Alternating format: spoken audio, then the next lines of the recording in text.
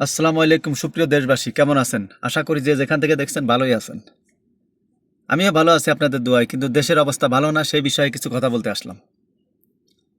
আজকে দেশের যে অবস্থা, নির্বাচনের নিয়ে যে উত্তাপ, সারা দেশে আওয়ামী লীগ প্রকাশ্যভাবে শেখ হাসিনা বলে দিয়েছে যে তোমরা কি করতে পারো সেটা করিয়ে দেখাও। কাদের কাদের নাম, 227 জনের নাম শেখ হাসিনা বলেছে লিস্টে আছে। তাদেরকে হত্যা করার জন্য পরিকল্পিতভাবে ছাত্রলীগকে দেশে নামাই দিয়েছে। আর এটা নামানোর জন্য সহায়তা করেছে বিএনপি। কিভাবে বিএনপি সহায়তা করেছে? বিএনপি সরাসরি বলেছে মির্জা ফখরুল ইসলাম আওয়ামী লীগ এখন অসহায় অবস্থায় আছে, তাদের পাশে আমরা আছি। নৌকা না নাই তাতে কী হয়েছে, ধানের শীষ তাদের পাশে আছে, এই যে কথা। তারপর আমরা ক্ষমতা আসলে শেখ হাসিনার এই ট্রাইব্যুনালের বাতিল করা হবে, শেখ হাসিনার মামলা উঠোয় নিয়ে হবে। এসব কথাই শেখ হাসিনা এবং আওয়ামী লীগ কোনো প্রতিক্রিয়া নাই। এসব কথাই তারা সাহস পায় না। আওয়ামী লীগ আজকে মাঠে নামার সাহস পাইতো না। এই হেলমেট বাহিনী মাস্ক পরে মাঠে নামার সাহস পাইতো না টোটালি। এটা নামার জন্য একমাত্র দায়ী হচ্ছে বিএনপি। এই ঘটনাটা ঘটাইছে আওয়ামী লীগ, এটা পরিকল্পিতভাবে বাস্তব। এটা আওয়ামী লীগ ঘটাইছে। এই হাদিকে যে মারামারি গুলি করলো, তারপরে ব্যারিস্টার ফুয়াদের উপরে যে হামলা করলো, যদিও এটা বিএনপির পথ চলে যাচ্ছে দায়টা, কিন্তু মূলত এটা বিএনপি করে নাই, এটা করেছে আওয়ামী লীগ। আওয়ামী লীগ এটা করে বিএনপি, জামাত, এনসিপি, গণ অধিকারের মধ্যে এমন একটা হট্টগোল সৃষ্টি করতে চাচ্ছে যাতে এই নির্বাচনটা স্থগিত হয়ে যায়, নির্বাচনটা না হয়। এবং বিএনপিও চাচ্ছে নির্বাচন না হয়।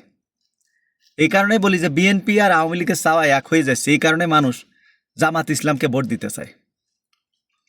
আজকে আমাদের তো 71 নিয়ে এখানে কথা বলারই কোনো দরকার ছিল না।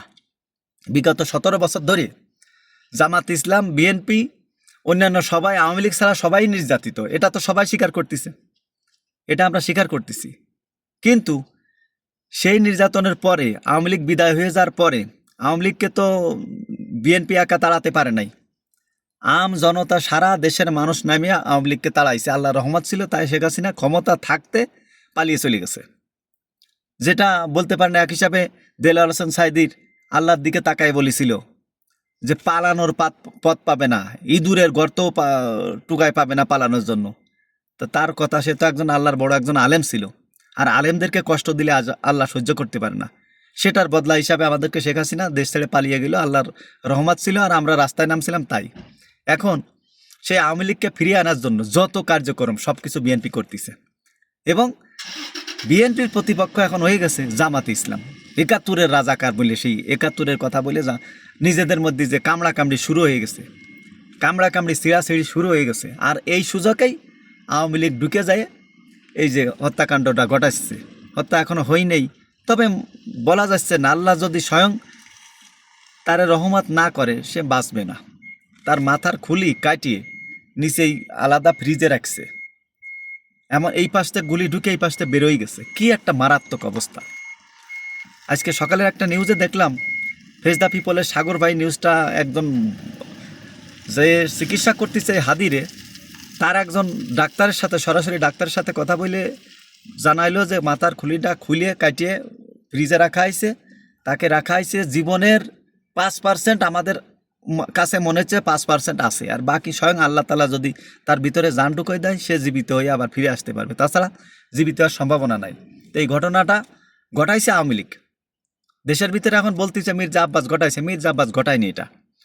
মির্জা আব্বাস কেন ঘটায়নি? মির্জা আব্বাসের প্রতিপক্ষ হচ্ছে এই উসমান হাদি, ইনকিলাব মঞ্চের নেতা উসমান হাদি। আর মির্জা আব্বাস যদি এটা ঘটায়, তাহলে সারা দেশে বিএনপির উপরে প্রতিক্রিয়া পড়বে। এটা তো পাগলেও জানে যে ওর কিছু হলে আমার উপরে দোষ আসবে, কারণ সে আমার প্রতিপক্ষ। যার কারণে মির্জা আব্বাস এটা ঘটায়নি। এটা ঘটাইছে আওয়ামী লীগ পরিকল্পিতভাবে। শেখ হাসিনা এটি করাচ্ছে। বিগত 10 দিন ধরে এই উসমান হাদির সাথে সাথে এই লোকটা রয়েছে, কিন্তু তারা কেউ টের পায়নি। মাস্ক লাগায় তা বিগত 10টা দিন ধরে তাদের সাথে ঘুরতেছে, তারা কেউ টের পাইল না। ভাই, রাজনীতিকে এত সোজা? আপনার আশেপাশে কে আছে? আপনার কমপক্ষে 10 জন আশেপাশে, আপনার নিজস্ব 10 জন থাকতে হবে, তার বাইরে থাকতে হবে অন্য কেউ।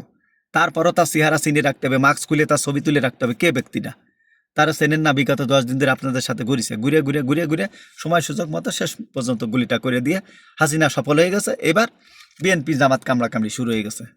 তো এই ঘটনাটার জন্য বিএনপি প্রত্যক্ষভাবে দায়ী, আওয়ামী লীগকে ফিরিয়ে আনার জন্য আর এই ঘটনা ঘটানোর জন্য।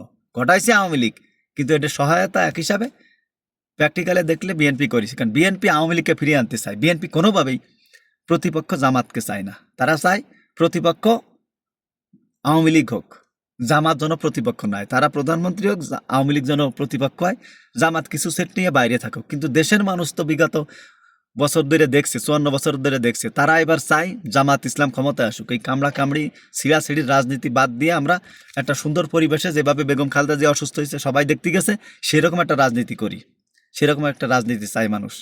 তা এইটাই হচ্ছে কথা। এই আজকে বিএনপি এর দায় নিতে হবে। বিএনপি যদি এখনও ওই 71 নিয়ে পড়ে থাকে, নিজেদের মাঝে শত্রুতা করে, তাহলে আরও এরকম ঘটনা ঘটবে, আরও এরকম ঘটনা ঘটবে। 71 নিয়ে থাকা যাবে না, 71 রয়ে গেছে যেখানে সেখানে থেকে যাবে।